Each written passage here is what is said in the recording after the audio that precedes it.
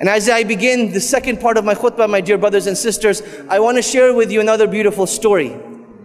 This is the story of a man who was originally Egyptian, but he lives in the beautiful city of Al-Madinah Al-Munawwarah. And he has made Hajj for the last 20 years in a row, every single year.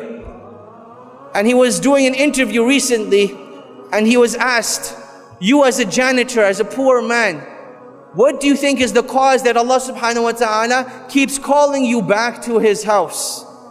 So in this interview, the man says, this is purely from the blessings of Allah subhanahu wa ta'ala. And I'm not sure of the exact reason, but I do remember a particular incident in my very first Hajj that I saved up for the whole entire year before I came for my first Hajj. And I went on this great journey. And as I'm on a bus on my way to Mecca, I see this old woman who is old in age, big in size, struggling to walk with her cane. And you can see that she is in an immense amount of pain. So I thought to myself, what type of individual would I be if I, as a young man, sat on a bus and this old woman had to walk all the way to Mecca? So while we were stuck in traffic, I got off the bus and I went to this woman and I said, oh my dear mother, I ask you by Allah that please take my seat and I will walk in your place instead.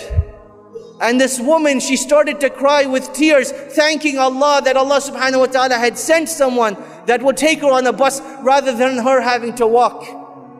And as she was getting on the bus, she turns around to that man and she says, oh my dear son, I pray to Allah that Allah subhanahu wa ta'ala never prevents you from making Hajj again. And he says, Allah knows best, but I believe that was the cause that each and every single year, Allah subhanahu wa ta'ala sends someone knocking on my door that requests my help in going for Hajj. Or they request my company. Or they say, I want to take you to Hajj for free. And each and every single year for the last 20 years, this is what has happened. My dear brothers and sisters, when we make dua to Allah subhanahu wa ta'ala, we need to remember that nothing is impossible for Allah subhanahu wa ta'ala. Ibrahim alayhi salam, he was thrown into the fire and Allah subhanahu wa ta'ala told the fire to be cool and peaceful. Maryam, the mother of Isa, Allah subhanahu wa ta'ala granted her a miraculous birth, even though it was not humanly or physically possible. Isa alayhi salam was born speaking in his cradle. Yunus alayhi salam was devoured whole by a whale and taken to the bottom of the ocean. And when he called out to Allah, Allah subhanahu wa ta'ala was there to protect him and grant him that which he desires.